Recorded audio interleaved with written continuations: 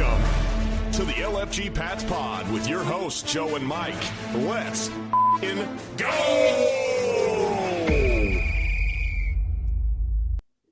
All right, welcome into the LFG Pats Pod. As you guys can see, we got a lot of fucking guests. And Five windows. Five windows. The Megapod assemble. Let's go. Hell yeah. And as you can hear, I have no fucking voice because guess what I did on Sunday? I was front row and I was yelling my face off, and I actually wear this with a badge of honor. So we have Brycen in the top right here. It's gonna be great with this is like Jeopardy or so. I don't know. This is a lot of Brady faces. Bunch. A lot of Brady Hollywood Bunch. There we Squares. go. Yeah. So we got Brycen. He is a if you don't know Brycen at this point and you're on Patriot social media, shame on you. We got Pete Collins and Divish from Foxborough fellows. These guys are fire. Every single Monday they're putting out crazy stats, crazy videos. I love their format. But welcome, guys. We'll take that to Brycen so he can comment first. Hey, what's up, guys? I'm really excited. This is a good panel, a solid group of people. We were just all screaming before the podcast, so we were ready for the podcast. Let's get into it, okay? The Patriots won their biggest playoff game in years. Let's go. All right, pass to Pete. What's up, guys? No, I'll echo what Brycen said. I'm just amped that we're sitting here talking about a win as opposed to sitting here talking about something else. So let's get into it. Hell yeah. What do you think, Divish? How you feeling? I mean, I could be as hype as I could be. Like, I was looking through my Twitter, same time of the year, the last 2 years. And both times this year, the last 2 years, I put out my first ever mock draft of the year. This year, I've not even, I don't know prospects outside of the top 40. Let's go. I don't know what second round prospect the Patriots could draft because I don't know who will be available at the 64th overall pick, guys. I don't know who's going to be there. Fuck the draft. Let's not even. The draft doesn't even exist. The draft doesn't even exist. Thank God we don't have to worry about that. What a fucking turnaround. Love it. Mike, how we feeling, buddy? I'm not even there yet at all. I'm within the moment, day-to-day operation right here. And, we're going to talk about the house money, folks, house money, and whether the validity of that makes any sense whatsoever because we're living in the moment. So house money, baby, but we want more. Hell yeah. So, all right. So we got a lot to talk about. We got a packed agenda today, boys. We got to talk about this amazing game. Herbert shitting down his leg. Sorry, Divish. I know you're an avid Herbert defender. We got obviously what happened with our defense going insane. Up and down game from Drake May. And then obviously we got the game coming up against the Texans. So a shit ton of stuff to talk about. I just want to mention we're going to go into the ads real quick, but the ads are sponsors for me and Mike. Brycen, Pete, and Divish have no affiliation with these guys. But regardless, Horizon HVAC guys, Pete actually had them out, had some service on his HVAC unit. These guys are amazing. Get that silver package. It's $250. They come out once a year. If you get the gold, they come out twice.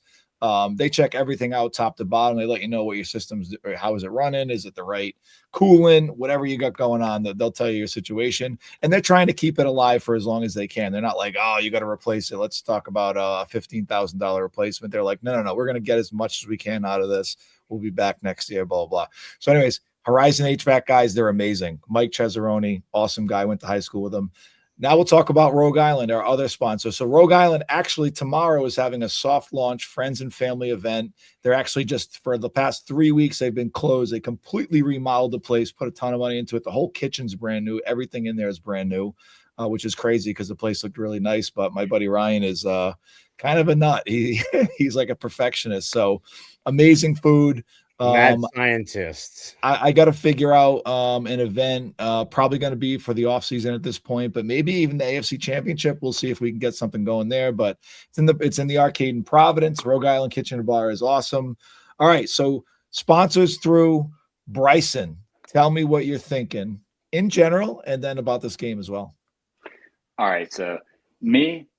I don't know if you guys do. Every day, litany of humility. Ego, big problem for me. As you guys can see, I'm very loud. I like to run my mouth. However, sometimes I like my flowers, Sometimes I like flowers. And I told you guys all summer that this would be the best Patriots offense since Tom Brady was here and maybe before that, 2018, before that. And then I told you in September, Drake May MVP. And then I told you the Patriots can win the Super Bowl. And, I may not always be right now, but a lot of times I'm right. And you know what? After this last game, I even told, after looking at the playoff, looking at the matchups, I'm like, wait a minute, the Patriots have to play who next? Okay, I know they're tough teams, but like the Patriots, they can go to the Super Bowl, right? Like I'm fairly confident they're going to go to the AFC Championship game. We'll talk about that game too. But right now, I'm really excited because the first half of the game, nervous, right? The biggest Patriots playoff game since Tom Brady was there. Maybe even bigger than his last, right? In terms of what we expect from the team, at least what I remember, right? That obviously was like 7 years ago. That's crazy. But biggest game since then. And you could tell like the team was feeling it. And you guys, I know we talk about house money, but everyone was thinking, all right, we need to win here. Like when it was close, we were like, okay, we can't have these Chargers fans and Rams fans on our butts anymore. And so the Patriots win. And, they win in kind of epic fashion. I had them like probably 7-8 point favorites. They do win a lot more than that. And so the takeaway from the game is they got their nervousness out of the way. Drake got his little playoff nervous. Remember, Tom Brady was the last great playoff quarterback for the Patriots for a long time. Drake May runs through that. Good thing we didn't have a bye. Let's thank everything for that, right? We didn't have the bye.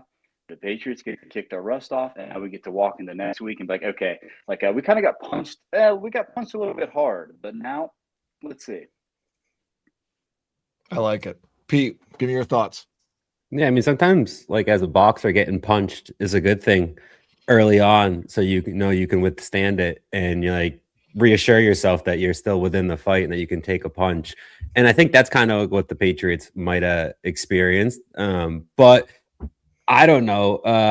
I was a lot more confident going into that game than I coming out of it, especially considering this matchup that we have now against the Texans defense. I'm sure we'll talk a lot about it, but I think the point of the playoffs, I said this on the podcast last night with the Viz, in the playoffs, you win and then you would go on to the next game, right? That's the whole point, is just kind of like get through it. And the Patriots certainly got through it and showed that they're a playoff team. And that they can win in the playoffs. But that defense, holy crap, they put the team on their back. Unbelievable. From start to finish, too. Like, Pete, what do Divish, what do you got? Yeah, I think this is what we talked about yesterday on our pod, too. But that first, or like the second Patriots drive, first drive, we get one first down, punt the ball. Second drive, they drill interception. And Chargers get like an automatic 1st and goal. And I think at that point, I was just like, holy fuck, what's going to happen?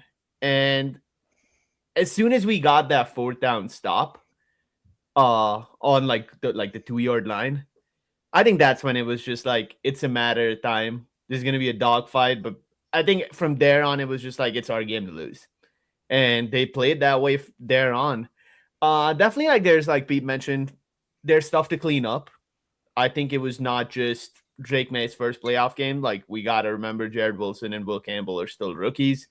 Some of their worst games of the season so far. But I think we'll get into all of that. But the stuff that looked problematic did not look unfixable, which is a very positive sign. And then the other thing is, when your quarterback's worst game of the season is 330 total yards and a positive total EPA and a positive EPA per play, that kind of just goes on to show you, like, this guy's like Drake May's for real. This team's for real.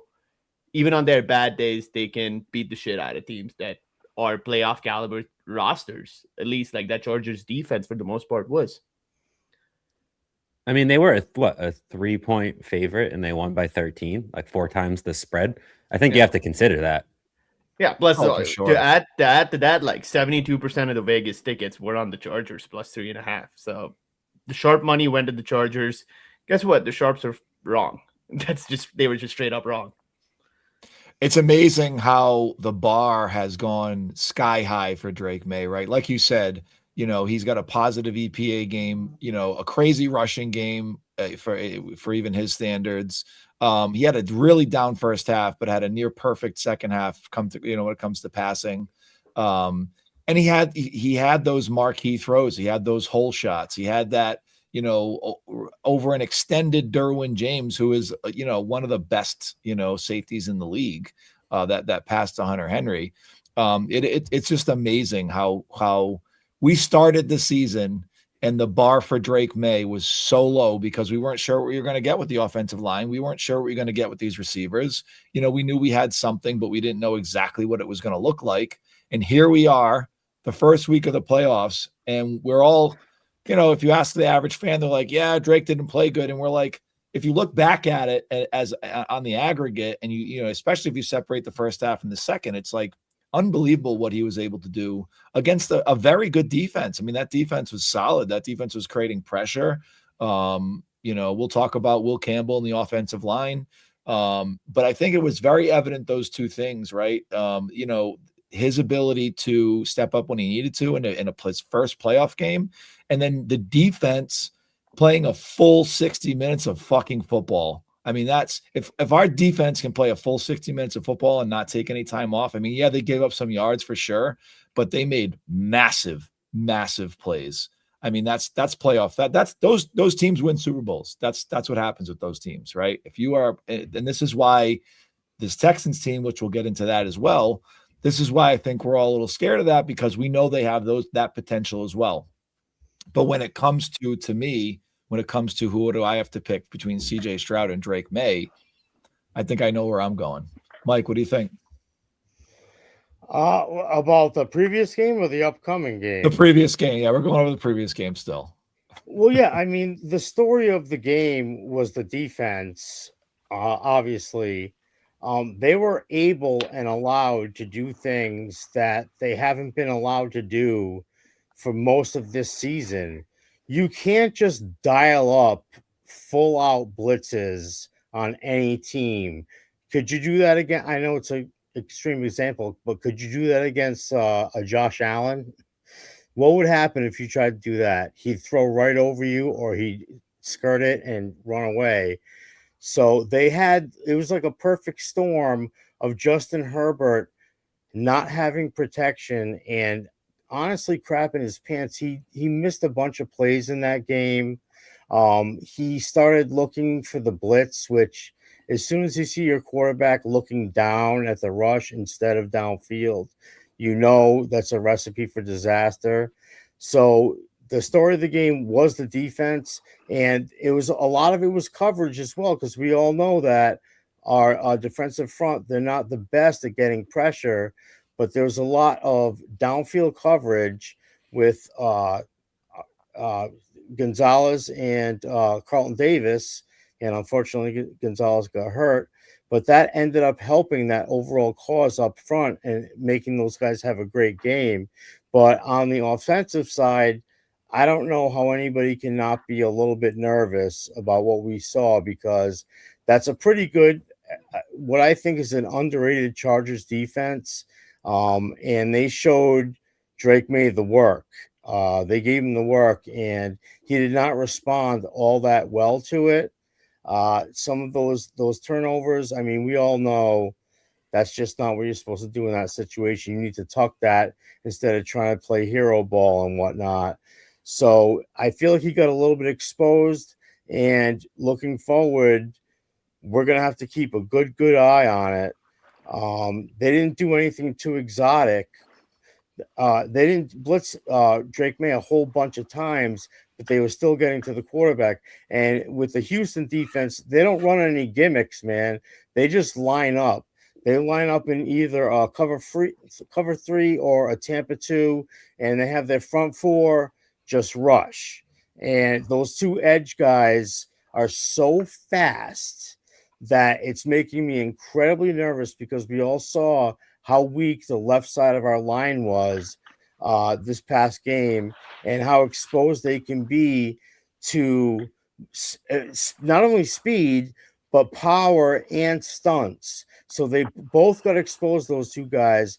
But is Vrabel man enough to admit his mistake and maybe put a Ben Brown in, who I think is much better off reading the things right off the bat. I like Jared Wilson, but he's raw. And Ben Brown knows better how to read those things and adjust accordingly. And somebody needs to help Will Campbell. He gets pushed back into the quarterback every single time. If you think Danielle Hunter or Will Anderson are not going to do that, then you have another thing coming. So a little concerned about the left-hand side of the line. But overall, we'll talk about it. I know I got a little ahead of myself. We'll talk No, about it's good. it. It's actually the next thing I wanted to touch on. So, Pete, give me your take. Left side of the line obviously is clearly the biggest problem we had. What do you think it is? Do you think is it rust? Is it maybe we didn't approach it correctly? Is it Drake May holding onto the ball too long? A combination of things? Give me your take. Combination of things is usually the answer to most questions. I'll say that's the answer here. But we had this conversation yesterday, Division and I, that Mike was just bringing up. Does Ben Brown need some time? I certainly trust Ben Brown more than I trust Jared Wilson. Like, he's a little bit more reliable at being like the veteran and playing with experience. Wilson's out of position at left guard. He still should be, he's a center at heart. I wouldn't mind seeing that change. I don't know necessarily if it like helps Will Campbell a ton. I think Will Campbell just, he's a rookie. He's a rookie left tackle in the NFL in his first NFL playoff game. They just don't seem to be They don't seem to be communicating well on the stunts. Naturally, veterans are going to be able to stunt to rookie left side of the offensive line. You know what I mean? It just feels like that math equation. That's why Ben Brown would disrupt that equation, right? He would put experience in there. I wouldn't mind seeing it. I think May admittedly said he didn't have his best game too, and I think part of that comes on to a little bit of that awareness, maybe trying to do a little bit too much. I put it on a bunch of different things. I don't think May had his best game outside of just his pocket awareness too, like his decision making and his reads downfield. But yeah, no, the left side of the line, if it's going to play that way, it's going to cause problems for the Patriots moving forward. Division, give me your take. I mean, I think first off, we cannot just criticize our offensive line without giving credit to Chargers' defensive game plan. I think the way they came in, like they played a bunch of 5-man fronts initially, and they were just moving guys around on that. They were not just trying to line up and play the way Houston plays. And the one play I pointed out yesterday as well, that it was Tyre Dart head up on the center, and all the way to the right was Khalil Mack head up on the tackle, or not even head up, like kind of in a wide 9. And they ran this pressure package, which involved essentially the right side of the line, the guy head up on the center moving to the guard, essentially the 3-eye moving on the tackle, and the wide 9 in Khalil Mack coming around. And it was just I think May got rid of the ball. It was an incomplete pass. But what the Chargers did was they set up 5-man fronts and started with 5-man pressures to set up a 4-man rush as soon as they identified that our line could not communicate twists or stunts at all. And they just spammed that for the rest of the night.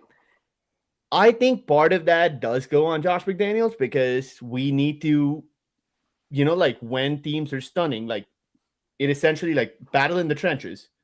If one team's getting movement, you either get movement away from them or you try to step forward, right? And I think those adjustments came a little later in this game, which evidently is it's pretty evident in May's production, that May's production came late in the game. So I think first off, we got to give some credit there to the Chargers. Why I do not want to just jump the gun to put in Ben Brown has to come down to first off, what essentially is the game plan looking like, right? We know that Houston can play good man coverage and line up and play. And on top of that, they can get pressure with 4. But they only play man coverage out of nickel personnel. They cannot play man coverage out of base because they know that Drake May is going to throw the ball over the top, because in base, there's a guaranteed one-on-one matchup on the perimeter. And we have the best perimeter ball thrower in the NFL. So that is not a recipe for Houston to consistently win. So either when they man up, they would have to go in nickel. And one big advantage, which is kind of going underrated right now, is the juice we found in the run game beginning week 13 is here to stay. We are seeing that against a good Chargers defense, we're getting push. I think we need to find that balance, that what are our protection schemes looking like? We cannot just like, if Houston's going to be like, we're going to line up and play because we know we're better at that than you, we kind of have to make some adjustments, get some movement early in the run game. And then I think the biggest luxury of having Drake May is that there's no concept he cannot run and there's no throw he cannot make. So leverage that once you have an advantage in the trenches. And I think that comes from establishing the run. I'm with you. Yep. That's a great answer as far as the protections, right? It's if you don't establish the run, I don't care what protections you call, you're not going to be able to do anything. Brycen, go ahead. Hey guys, 3 inches goes a long way. Will Campbell's arm length. This is like when the Patriots play a bad team and Will Campbell looks awesome, it's like, oh, arm length. And when he plays a good rusher, which you watch all those plays where he's getting beat and you can look at him and be like, yeah, it's like leverage actually does matter and having long arms actually does matter. Doesn't mean he's even a bad player, right? All offseason, I told you guys, this is an A run blocker. This is a C to B minus pass blocker. I like Will Campbell as a guard. He's okay as a tackle. You can see in PFF grades, like almost always agree with me. It's like 80 some run block grade, 60 pass block grade, whatever it is, even though I don't like PFF that much, right? To me, that is actually a lot of it. And when you have like 1 sack, 5 pressure games, like that shouldn't be a player that you took in the top 5. I'm sorry. Like he might be a rookie. He might be 22 years old. It doesn't matter to me. I'm looking at this playoff team right now and I'm thinking, why does Vidarian Lowe have to come in on the other side of Will Campbell and play an extra 6 tackle in the game? Because they're going to really need it. I think they actually really will. Like this is a game where the Patriots are going to have to, like you said, line up, run slants, run drags. There's probably not going to be a lot of stuff going deep, right? And then like Yep. Yeah, that's like the other side of the table was I'm like I like Ted, so I would like to see Ted instead of Campbell. And like I'm getting the 1 sack, 5 pressures from my left tackle. What am I getting here, guys? What is the swap that I got here from drafting a left tackle in the top 5? And you made fun of him all last year. But when it's Will Campbell, it's like, oh, it's okay. No worries. It's no big deal. He's just a young guy. No big deal. It's like you guys, we hand wave this stuff. I like it, Brycen. I like that you're saying that. Wait a minute. Hang on. Is he right? Does Will Campbell belong at left guard because he keeps getting pushed back into the quarterback every single time that he goes against an elite rusher? Is he right about that? I think time will tell. If you want my take, I think time will tell. I think we're going to need to see a little more from him, a second season for sure. But I mean, he might absolutely be right. I mean, there's nothing right now saying he definitely is right, and so we just don't. There's nothing we can do about it right now. Hey, I'm not saying he's bad. I'm just saying that when the Patriots go to line up against the Texans, that's what we're all thinking right now. And why do we have to be thinking that? Yeah, I was told that this would fix stuff. And here we are, we're in the playoffs, and it's like, yeah, I know he's young, right? Yeah, I know all that stuff, but I'm still having to play an extra tackle on the other side, which, by the way, I think they should do, and I think that'd be just fine, right? I think Will is a good player. I do. I think he's a good player. I think that's a hard team to pass block against, but he's just, at the end of the day, he's not that elite left tackle that you really want to have in a top 5. He's a good player, and that's awesome. Maybe he's Nate Solder, right? Even he was a little bit longer, right? I like Nate Solder. He struggled at times. That's okay. He's just not like this elite guy that we always talk about. And we're coming into this game worried about the Patriots' offensive line after investing a lot in the offensive line, which is like extremely concerning to me because, like I just said, you could have swapped the receiver out and we could have been here like, okay, well, we're going to have pressure, but at the end of the day, we still have a player who can catch a ball and go after the run because, as you see, with a good defense, we don't have those big, like, deep throw to the booty, right? We don't have, like, these bombs to Kyle Williams all over the game, right? It's going to be a lot of slants, it's going to be a lot of drags, it's going to be a lot of screens. I hope it goes well. I'll tell you this. If we lose the game, nobody's going to blame Will Campbell. I will. Nope. 0. I mean, you'll be one of one. Nobody's going to be talking about Will Campbell. Right. If I'm right, I'm right. No one's going to talk about Will Campbell on Monday because it's like scheme. There's so many more things. Drake May can bail you out of those situations. But I do agree with Brycen that the wide receiver, it could be a conversation to be had here, because now they're bracketing Diggs. That's what they did, and Diggs is familiar in Houston, so it's not like he's going to surprise him. But the way that they bracketed, doubled him, and basically took him away in that game, the Chargers did, is something that's going to cause the rest of the team to step up. And I haven't seen anything from a Pop Douglas. Kyle Williams is not ready to do that. Chisholm saw some playing time. I know that Joe and Mike really like that.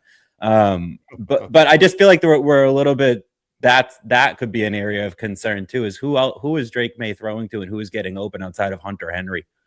Well, we're feeling the Matt Collins IR, right? We're feeling that because he had a bigger impact than I think anybody would have expected or would admit. It's open, man. Everybody slept on him, and I slept on Ramondre. I mean, both of those guys ended up, and obviously Ramondre had a poor period in the beginning. Then he was hurt, but now he's coming. I don't know if he's juicing. I don't know what the fuck he's doing, but goddamn, Skinny Mondre is fucking back, and he's bone smashing. Let's go. Holy and shit.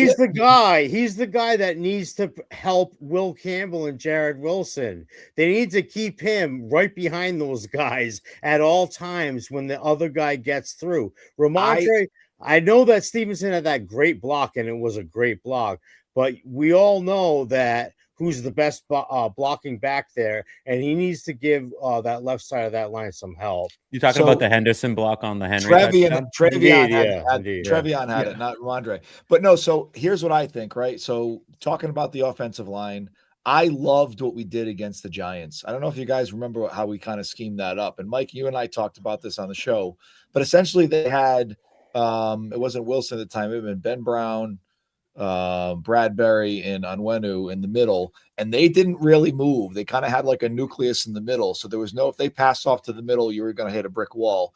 And then they had both the tackles, I don't know if you remember this, Mike, they kind of fanned out a little bit, and they didn't engage first. They had like Hunter Henry or Ramondre engage that end first and then pass off to the that worked unbelievable. We neutralized the hell out of Thibodeau and I'm slipping my mind now his name. Brian Burns. But yeah, so it just feels like they have a technique where the tight end will hold up the edge rusher and Will Campbell steps back and waits for the guy to come. Exactly. And then the guy comes, but he ends up pushing Will Campbell back into the that was when the Browns game. Remember, that's how Myles Garrett feasted on us. Indeed, exactly. That it worked. It may. Who knows? It may not work exactly the way it did against the Giants. It didn't work against the Browns. Yeah, because the Giants suck. I mean, we're in the playoffs with Vidarian Lowe because he's the Giants. The Giants respect him with Vidarian Lowe's name. The Giants do suck, but Brian Burns and Kayvon Thibodeau do not suck. They're very good. I think the difference between the Giants game plan and the Houston game plan is Giants did not have a Jalen Petrie, Derek Stingley, and Kamari Lassiter in the secondary, right? Oh, excellent point. I think that is like, because when you're running like an extended protection concept like that, you are expecting Drake May to take the top off because the receiver is going to go down and get separation. They got dogs downfield. They're dogs down there. Yeah. So I think that needs to be changed. I think that is one thing that why I'm still not out on not completely in on benching Jared Wilson is because the run game, especially like we essentially just run gap scheme. That is just what Josh McDaniels does. We're going to pretty much just like double team or worst case, like pull guards onto one side. And that's like, we're just going to man up and block that way. And that's not Ben Brown's strong suit, right? Exactly. That is one thing too, that like Collinsworth was even talking about this on the broadcast, that a lot of like our bigger runs come when Jared Wilson and Garrett Bradbury get downfield on double teams. And I think that is something requires both like communication and also speed. And I just don't think Ben Brown has this raw speed that Jared Wilson does. So I think that it's going to be a trade-off if we go that way, that like if it's a pass-heavy game plan, maybe go Ben Brown. But I think it needs to come down to what that game plan is. That's very true. I mean, Jared Wilson's one of the quickest linemen in the league already. You see the way he pulls and he gets to the second level, it's ridiculous. I'm just saying that I think Ben Brown is smarter at the point of attack right after the snap. That's the only difference the distinction that I would make on You that. start Wilson, and if it's going bad, you have Ben Brown sitting right But there. I but think Mike Vrabel it won't can't do go it. the other way. Vrabel's so obsessed with making sure he sticks by his guys and gives them a chance. He's not going to do that. Maybe this is where he changes it up, and because I feel like every string that Vrabel pulls is the correct string. And I what if agree. this could be a proper string pull, or keeping them in could be the proper string pull, right? Who knows? I'm not exactly worried about the Houston pass rush, like as much as like we're talking about this offensive line. I mean, they're 18th in pressure rate, 21st in pass rush win rate. They don't blitz. They're like near the bottom of the league in blitzing. So I mean, that is, I think, makes it a little bit easier. You're not going to get all out blitzes. You're not getting zero blitzes So I think, you can hit some big plays. They're 14th in explosive play rate allowed. So it's not like that the passing game is minimized. What they actually do really well is take away the short passing range. And who did they just play and make look bad? Aaron Rodgers. Aaron Rodgers only throws it short. So like they had a great matchup against the Steelers. I mean, the Steelers aren't a good playoff team for what it's worth, right? So they played a not a very good team and beat up a not a very good team, and they looked really good doing it on defense. On offense, they looked pretty bad. Like on offense, they looked very susceptible. Steelers could not capitalize on some of Stroud's mistakes. So I think, if we can lean on our defense, our offense doesn't need to do anything super spectacular. I mean, the line's 40 in this game. Points aren't, you're not supposed to light up the scoreboard in this one. Yeah, and they're five fumbles from CJ Stroud. Two after having none all year, though, so you have to call it a little bit of an anomaly, right? Just like something was going on. Something, but certainly rattled, right, by a good defense. And if we can get into the backfield in the same way that we got into the backfield against Herbert, I get Herbert's offensive line was like our offensive line last year, an absolute joke. So like that's why you dialed up all those blitzes and came after him, because you knew that they just could not handle it, right? And it proved worthy. I don't know if we're going to have necessarily the same success on Sunday. I want to talk about Drake. I want to talk about Drake May a little bit. So we just gave a lot of heat to the offensive line. I do think, earlier in the season, we talked about, and this was predates, preseason ball security, right? Having two hands on the football, knowing when to take a sack, knowing when to throw it away. Where he's going to have that meant, I guarantee Vrabel's number one comment to Drake May is going to be, get that ball out. You got a 3 count in your head and that ball's got to be out or you're going down. Do not have that ball. So it seemed like, he kind of reverted a little bit. Obviously he was frazzled in the first half, was getting a fair amount of pressure where he normally would slide up and, tuck the ball down and control it and maybe go down or evade.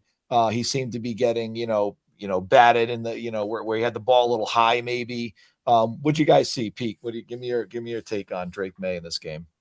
I think that it's been something consistent all year. Drake May does come out a little bit rattled at times, and I think that's exactly what happened here. First playoff game at Gillette Stadium for him.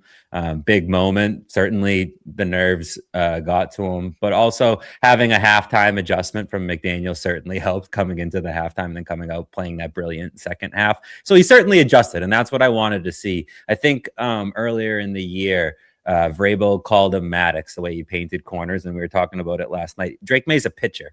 Not every game he's going to come out and have his fastball for all 9 innings, or have a nasty curveball all 9. He didn't really have it. Some of his reads were a half a click late.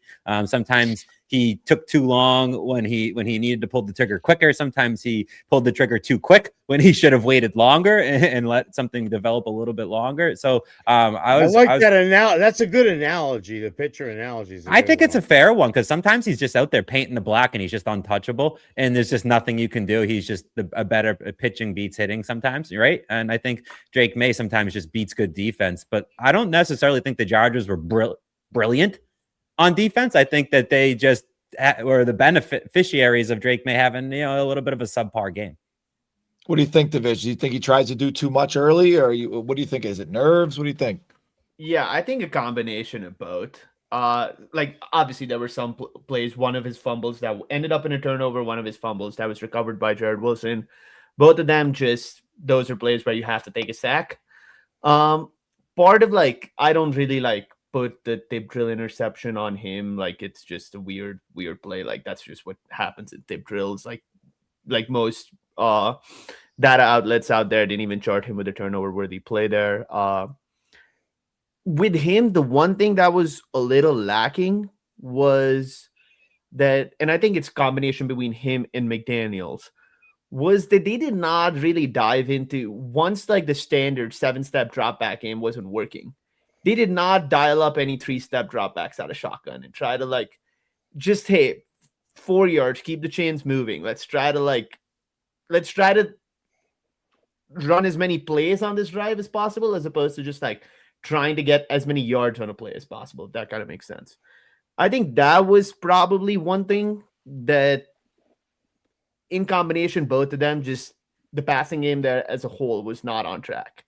But one thing that I need to commend him for, I do think like even on a bad processing night, he is very good at seeing when the second level is dropping back, because his instincts to run were absolutely fantastic. And again, I think that was like stuff that you want to see your quarterback prepared for. Chargers run a bunch of zone. They run a bunch of zones out of too high. A lot of those zones that like he ran against were like invert cover 2s, invert Tampas, like all this type of stuff. And he just saw that like as soon as this linebacker took his third step backwards, he knew he had 10 yards to gain, and he went out and got it. To give his off, and I think that is something that like goes underrated, because obviously like it shows up on the stat sheet, but the bigger effect there is that it gave Josh McDaniels that extra 45 minutes to make the drop back adjustments that he needed to. Coming out of half, he was 11 of 14 passing, 140 passer rating with a beautiful touchdown pass. So I do think that like that wasn't his best game, partly because of the high standard he set. But I think none of the problems looked unfixable, especially with a whole week to prepare for. I agree. Brycen, so do you think maybe his first half was affected by Tom Brady's comment about the MVP for Stafford and potentially giving more flowers to McDaniels than him? I think there could be something there. What do you think? Listen, Tom Brady's negative aura is a black cloud over this franchise. I say take the statue down for the rest of the playoffs. Okay, no, I'm just kidding. No, I'm serious. Take the statue down right now. No, but yeah, I think I agree with you guys. Like, it is definitely a combination of stuff. But what we have to Drake May is not Tom Brady. He's way different than both of them.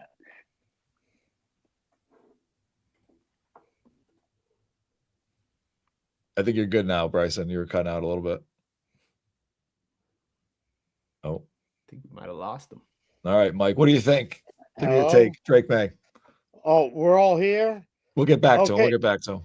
All right. Well, along those lines, it's completely off topic, but who's the biggest? Because we were talking to Brycen about this before the show, about how he's mad at Tom Brady for not giving Drake May his flowers. And I was going into the whole thing about Tom Brady being mad that he didn't get part ownership in the Patriots because Bob Kraft said that he wasn't farming it out. And then as soon as Brady bought into the Raiders, then Bob Kraft sold out the 3.5% to that private equity firm. Brycen, we were talking about that before the show. So Tom Brady has a little bit of ill will toward the Patriots right now. But let me ask you guys something. Who has more ill will toward the Patriots now, him or Bill Belichick? Because Belichick has been inventing things to have ill will toward this team ever since the departure. He says that he's not welcome on their property, which is not true. And Tom Brady is doing his own thing in LA. Vegas, and has nothing to do with us. So who's the bigger problem? Who's the bigger hater right now? Brady or Belichick? He's IP sniping me. Brady is IP sniping me right now. You notice every time I talk about Brady, my IP goes out. Sniping. He's literally IP sniping me. He's been watching all my videos and on my messages. He's got this Palantir software on my phone right now. I'm sick of it, Brady. You hear me? He's hanging out with all the billionaires. He's getting one of those crypto guys. He knows what I'm saying right now. He knows. Get some. Brady has a team of Russians right now DDoSing you. I had people stadium ready to put the May jersey on the Brady statue, okay? And this was shut down. And he's just trying to shut me down right here again. I love it. Get some, brother. Get some. Do your thing, man. Listen, can I say something real quick? Please. Absolutely. Can I say something? That's why we're here. That's why we're here. I'm sorry, but like Tom Brady, Drake May, so much different. And I think a lot of times Josh McDaniels has this anxiety with Drake May, and I can see it. We all can see it. I don't know if you notice, but it's like when you force Drake to be this like 5-yard pass, 7-yard pass, 6-yard pass, 4-yard pass, it takes away a variance, which makes him great and which makes Josh Allen much better than Justin Herbert, the aggressiveness, right? So when you have this quarterback that's like think, think, think, think, think, and you put that in Drake May when he's not making these long, big throws, big plays, that's not good for the team, right? The thing about Drake May that we love is we love these big plays. And yes, he's going to fumble sometimes. Yes, you're going to have to take your medicine. He's going to fumble sometimes. He's going to throw interceptions. But at the end of the day, like think about it. One 60-yard throw, that's like a lifetime of dinks.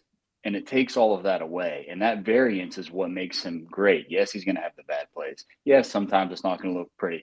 But I think sometimes you need those haymakers, and he'll run for 15 yards. He'll run for 20 yards. The defense eases up on him a little bit, right? And I think a lot of times in these games where he starts a little bit slow, it's like I'm always tweeting like deep pass to Booty, and then they get the long game going a little bit, and then everything else kind of falls in line. But I think that's Vrabel though. So it gets into the fact that Drake May can accomplish in one pass that Tom Brady could accomplish in maybe 7 Brady or 8 can't. passes. Brady's much better at stringing a long drive, so he doesn't really need to just throw bombs all over the field. But Drake is not as good as Brady in the intermediate and short. Well, he's still pretty good there, but Brady has that. As well as Drake probably does have a better deep ball than Tom Brady, and it lets the defense drop back a little bit. But Drake's just not as good as Brady is at. So what we need is that like big punch, deepen out the corners, deepen out the safeties, and let's get some run game. Let's get some Drake May runs, right? But I think Josh has this anxiety of like you can see the risk that Josh likes to take. He likes to take these like, to me, what I would call like extremely dumb calculated risk, which is like Chisholm throwing a football. Like, no, thank you. As much as I love the guy and it was right there, but like, that's why you don't do that, right? That's why you don't do that, because you don't do it. Whereas you could just throw a couple deep Drake May, and you might say, well, there's not. It might be a high risk. It might be a low reward, but it's really a high reward. But there might be a low chance of doing it. But if you hit it once or twice, that is much better than stringing a long drive around. And you guys can see, like in the second half, exactly that happening. So I think we do constantly see this Josh McDaniels anxiety. It's like, I want him to be Bruce Arians so bad, but then he's not, but I still like him, but then he's not Bruce Arians and I get mad, right? Are you calling for more explosives from the Patriots? Yeah, but I know it's hard because of I know it's hard. I know he looks at the roster. I know it's the offensive line. It's hard to. You think he overthinks stuff, basically. I mean, we're a pretty explosive football team. I know, but is that not just because you have an awesome quarterback in Drake May? But I think it could be even. I'm not saying it's bad. You think this is reeled in Drake May? I think a lot of times it is. I think when I see the Patriots struggling, in my head, maybe I'm overlooking things, but I'm always thinking like, man, like, once they figure out the deep game, like the game just gets so much easier. You can see it. Everything flows so much easier when Drake starts hitting a couple deep balls here and there, right? I think the one thing to add there also, like, I think it's a valid point for at least for this last game, because Drake May went on throws of 15 plus air yards, went 3 of 4, so obviously very efficient, but. This guy wants to play us. He must be a Texans fan right there. I know. And love saying it. But the other thing there is also that 2 out of his 3 completions beyond 15 yards came out of a 6 offensive line set. And came to 2 guys that were his third read. Chisholm was his third read on that play, and Booty was his third read on the whole shot. I think those are things that are just Drake is making those plays. Those plays are not necessarily designed there to be made. Like, that play was probably designed for a front side out for 8 yards. Yeah, Drake may hit a whole shot for 22. Like, that is what's happening in those plays. And I think the big thing with that is in playoff situations, in single game or singular game plans, if your offensive line is weak, you kind of just need to be like, is my offensive line going to get better in 1 week? Or do I put a little more on my quarterback's plate? Odds are you're going to see more success with the second part. So I think from a playoff standpoint, it does make sense to make some protection plans that only 5 quarterbacks in the league can run. And guess what? We have one of those guys. So use those, push the ball downfield. And you think he's going to take some sacks? Guess what? He was going to take those anyway. Like, I don't think Lowe's music. Yeah. It's Vidarian Lowe's music. Let's go. He's rising up like the Undertaker now. All right, boys. So we're 45 minutes in. I want to get into the matchup. Pete, give me your take on this defense. I liken them to a team that we played in the Super Bowl, the Seattle Seahawks. And I look at this team and I go, is this the Legion of Boom 2.0? I mean, these guys are laying the wood. They have the personnel, as Divish mentioned. Timeout from Brycen. Laying the wood. Pause. Laying the wood. Go Okay, got it. Oh, I see what you did there. All right, Pete, give us your take. Yeah, I mean, tune into the Foxborough Fellas on Friday for the full breakdown. But no, yeah, all jokes aside, this is the best defense that we've faced. I mean, it's one of the best defenses in the entire league. So it'll be a true test of the game plan. I think the run game, Divish mentioned it, the run game needs to get going. Your comments in this are just I just wild. love the Patrick. These are Brycen people. I know they are. They're I know getting they after are. it. Patrick Star. They're all Patrick savages. Star. Every one of them are savages. Hung Patrick Star is just so funny. Yeah, that was hilarious. Yeah, but no, this is the best defense that we're facing. I think we're gonna need to, where's Henderson? Henderson needs to step up. I think it needs to be a complementary running back situation. Help Drake May out with the run game. But man, it's certainly nervous. And Vegas certainly is nervous about our offense too. 3-point favorites at home. 40-point line, so they're not expecting a whole lot of points, so they're expecting it to look a little bit like the last game, and so I'm excited to see if Drake May steps up, but I think one of the keys to the game will be not just Drake May playing like an MVP and playing like 4 quarters of good football instead of a half of good football, but who else is going to be that guy that steps up and has a game, right? Like Drake May can put the team on his back, but like, is it Diggs that steps up? Is it a Hunter Henry? Does Henderson pop off for a big one? Is it Stevenson again? Someone else needs to be a baller for them outside of Drake May. It can't just be Drake May putting the entire team on his back and lugging them across the finish line. And maybe it's the defense again. Maybe it's they let up 3 points, 7 points again. Maybe they dominate Stroud, and that's who that other player is, a unit. But I'm looking for Drake May to be the MVP, yes. But then secondary, who is going to be that other guy? Because it can't just be Drake May carrying the team. Agreed. What do you think, Divish?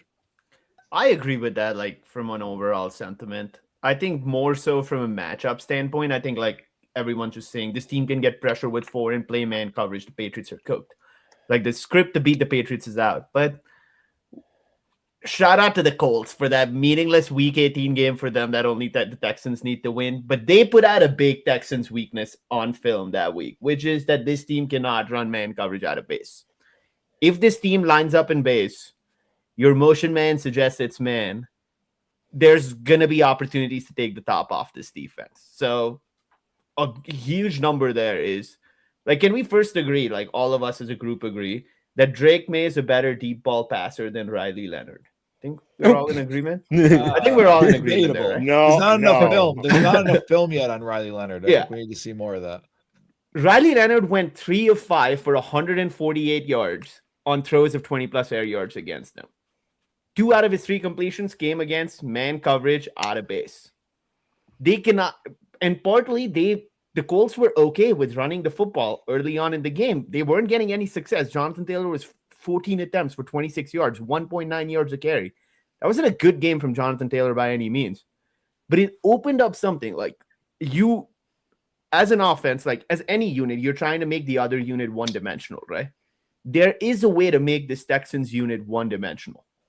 And I think for the Patriots, this script is going to be slightly flipped, that the Texans are not going to come out trying to sell out to stop the run.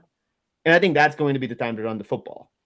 But if you find success on the ground, there's ways to take the top off this defense. Now, that will come with some ugly drives. Those will come with a 3rd and 12 where Drake May takes an 8-yard sack. And we got to live with that. That is going to be one of those things that we got to live with and move on. But there's going to be opportunities in this game. I think there's a real shot that the Patriots could put up 21 points or more in this game and come out with a dub. While, like, I think our biggest team total listed at 18.5. So I think there's odds that this team could move the football and generate explosives. It just comes down to how they scheme that up over the course of this week. And again, obviously, how the team executes on it. I mean, the Raiders scored 21 against the Texans. Like, the Patriots definitely can score over 20. The playoff environment certainly changes things. 100%. And like more like singular game plans, so kind of things get tighter. But yeah, Cardinals scored 20 points. Raiders scored 20. I mean, like, you can put points up. This team is good. They're very good. But they're I think they allow yards. They definitely allow a lot of rushing yards, and they allow passing yards as well. So they definitely allow a lot yards. They do, stop points for the most part. But like you said, the Cardinals and the Raiders have put up over 20 against them. So, Brycen, what are your thoughts? Tom Brady, save us. Tom Brady is sniping us, dude. I'm telling you. Are you good? Can you hear? Yeah, we can hear you. Okay. So, Brycen, what are your thoughts on the All right, Tom Brady, we're not talking about you, okay? Let us talk. Tom Brady, thank you. Okay, Clear the air. I don't like X's and O's. You guys do. That's cool. It's not my thing. I'm like an analytical type of guy, except for I do like watching the film. But one thing that has always remained strong with me is yards per play. Yards per play takes out chunk plays, takes out turnovers that you would consider lucky, right? It just simply does offensive yards per play, defensive yards per play. So when you subtract those, you get net yards per play. So stay with me, guys. I know this sounds boring, but it's not. It's almost always right. This is what a lot of people who are really smart and sharp use. So when you subtract the defense from the offense, you get net yards per play. So 0.15 as a representation of 1 point on the spread. So if you look at the Chargers game, you go back, you say, well, the Chargers are 0 net yards per play. The Patriots are at 1.1, which represents over 7 yards per play, over 7 points on the spread, plus home field advantage, right? So that does actually make sense compared to the actual line of the game, right? Now we look at the Patriots against the Texans. The Texans are a bit better, right? 0.5 yards per play in net. Patriots still have the advantage, but it is about 4 points on the spread, not counting home field advantage. So is the spread correct, right? Have the Texans gotten that much better, or do they really look like the 5.2 yards per play team and the 4.7 yards per play on defense team, which I think they do, right? I think this will end up being correct. The Patriots will end up finding a way to stop their offense, I think. And I think the Patriots will be able to score enough. Marcus Jones, if you're listening, please save us, okay? We need a punt return touchdown. We need something, all right? Put him back there for every play. Put him on offense if you have to every once in a while. We need a special team. Well, I say we because we're also going to be there playing. We're all suiting up right now. I'm playing left tackle because Will Campbell can't do it, okay? Listen, we need a Marcus Jones touchdown. We need one of those special teams touchdowns. We need something to get us going here because I have a feeling that if this becomes like a knockout game, I don't know what I'm going to do with myself, guys. If the Patriots lose like a 3-point game at home, I'm going to lose my mind. So Marcus Jones, please save us. But I think the Patriots have a very good chance of winning this game, right? Like if I had to, like last night we were talking about it, me and my friends, and I was like Steelers, Texans. Damn Tom Brady. It's true. I mean, probably would have been better off to play the Steelers, but this is exactly what we want. Beat the Texans. No one can call us frauds. Keep going. I like it. Mike, give us your take. What do you got? Yeah. Well, Marcus Jones is going to have to step up because Christian Kirk just went off last week. So we're going to have to worry about that. But I'm not really worried about that. Did you see who he smoked, by the way? Anyone happen to see who he dusted? Miles Bryant. No. Miles No, Bryant, Miles Bryant's on Houston. Sorry. who was playing for the- safety. Who was No, playing it was safety? Duggar, right? Yeah. Duggar. He Yeah. roasted Duggar. Duggar was in the vicinity, but he looked like he was like out to lunch. He can't play that position. He can't play No. that role. We all know that. I But pointed at that and I said that's exactly why he's not on the roster. Their offense doesn't scare me. If we load the box, they're gonna want to run, so we should go ahead and do that. I personally feel like Nico Collins will be out, and I personally feel like Christian Gonzalez will be in. So I think that's going to be a big matchup to our favor. I'm way more interested on the other side of the ball about how we're going to match up against this Texans defense. And it's been said they play vanilla. It's a 4-3 cover 2. It's about the most vanilla defense that you can see, but they're so good at each respective position that they say, all right, let's just line up and you strength on strength. You see if you can beat us. They have a fantastic secondary. You guys have mentioned all of that.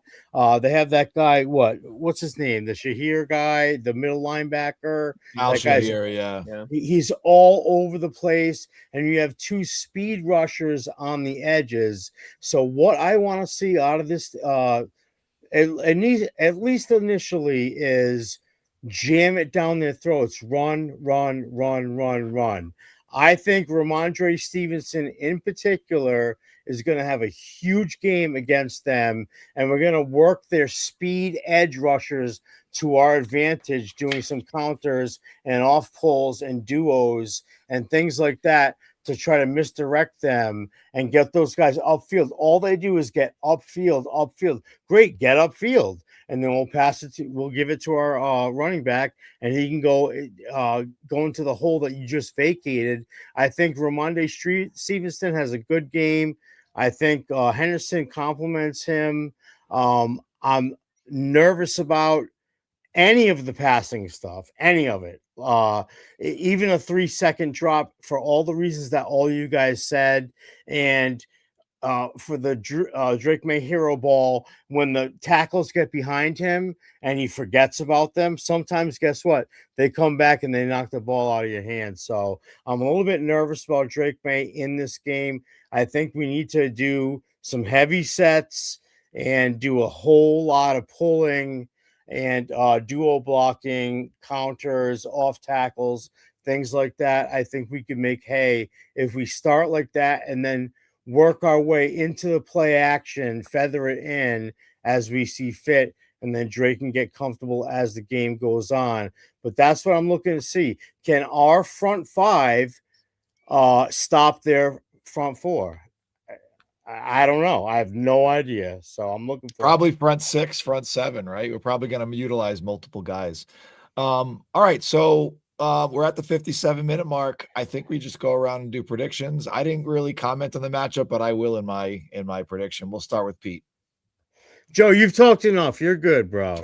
You've done all right. You've done good. All right. We got you. We'll take your prediction on the back end. We'll be all right. I got it. We'll be good. Pete, give us a Pete.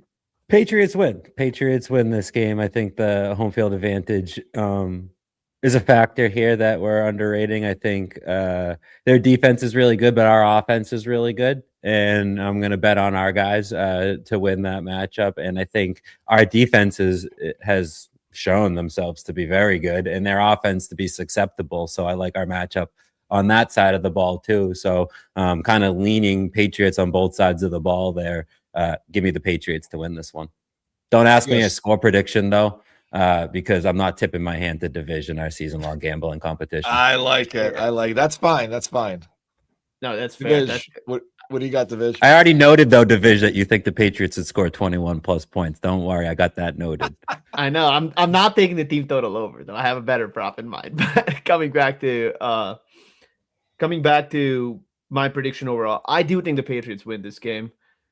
I think that barring something, I would say like catastrophic, I think it should be Buffalo coming to New England, to Foxborough with a Super Bowl berth of to play for. I think this game sets up really well for the Pats. I do think Pats are getting more of the, like the criticism for being a potentially flawed team, but the current reality of the NFL is there's 8 teams in the divisional round and all of them are flawed in one way or the other. And I think Texans' flaws have not been that exposed because they came into the playoffs as the hottest team. They won 9 straight, including last night's game. I think that team is flawed just in ways that haven't been exposed recently. And if there was a game planner in the NFL who, in a singular, well-constructed game plan, could expose those weaknesses, it's Mike Vrabel. I think that part of his game, or that part of his head coaching style, goes super underrated. And I think this is where the Pats come out with a dub. Love it. Brycen, what do you got, buddy? You're on mute. Tom Brady again, dude. Listen, Brady, stop, okay? You guys know what I think about the power of the mind, the power of the collective, how powerful the collective mind is as people, right? When people think a lot of things, those things tend to happen, right?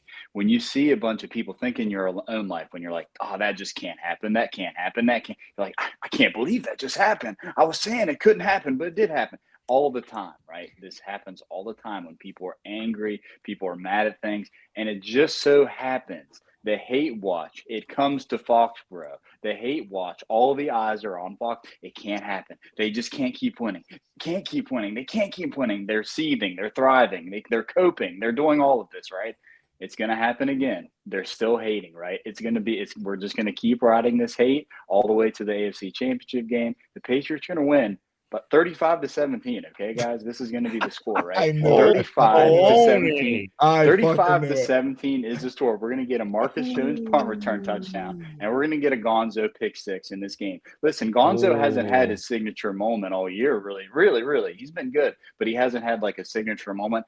It's time. It's Gonzo time. We're getting it in. 35-17. Watch the hate watch. Shut it down. We're going to the AFC Championship game. I say we because I have done more for this team than even the players that play on this team. Okay? Go Patriots. Bananas. The 35-17. You need to get a tattoo of that, Brycen. All right. So hang on. Joe, you gotta let me do mine. Go ahead. I'll go last. I don't mind. Go. I know that we're up against it, so I'll go short and sweet. I say 27-20 Pats. It's going to be an ugly game to start. We're going to get some stupid field goals and whatnot, but we're just the better team, and we're going to end up figuring out their 4-3 defense. 27-20 Pats. That's all I got. All right. I'm going a little lower scoring. I think we're going to be about 24-13. I do think they end up taking some field goals. I think our defense has shown they can buckle down when they need to. I don't have a lot of faith in CJ Stroud. I just don't. I don't think he's really proven much in the NFL at this point. Granted, I do think their offensive line isn't the best in the league. But he's got a ton of weapons. And he made a lot of mistakes, a lot of mistakes, and he's been in the league longer. So to me, I don't believe in him. I do think the defense is very beatable. I think Drake May is one of the most dynamic players in the NFL. I mean, I'm not saying he's Josh Allen yet, but his ceiling is potentially beyond Josh Allen. And so I think, especially coming off this game, which I agree, this was great that we didn't have the first round bye because we needed to get hit in the mouth. We needed to get reminded what it was like to play in this cold weather against a defense that is competent and has, beaten some pretty good teams. And so I feel like about coming off of that game, we could see a flip-flop, right? We could see the defense not be so great and Drake may be otherworldly. So this is just how football is. Any given Sunday, anything can happen, but I'm going 24 to 13. I think 2 field goals and a touchdown. Let's fucking go. I agree. LFG, baby. So, boys, thank you so much for joining. As always, follow us on X. We're on Apple Podcasts, Spotify, at LFG Patspot, at Joe, at Mike, LFG Patspot. Follow the Foxborough fellas. I listen to them every single Monday. I'm usually in the chat harassing everybody and saying stuff. These guys put out a great product. go watch, go read Brycen's articles. He puts out a fire article every single week. It's a great, just kind of summary of it, where we're at, where the fan base is at. Brycen's in touch with the whole fan base and knows what everyone's talking about and everyone's feeling, and he encapsulates it into that article.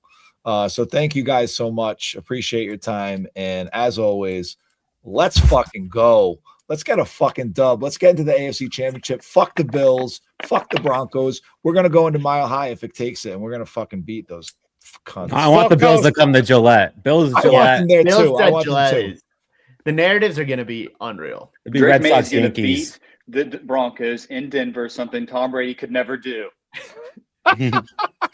Let's I love go. it. Let's go, boys. As always, thank you, everybody, and tune in next week when we after we win.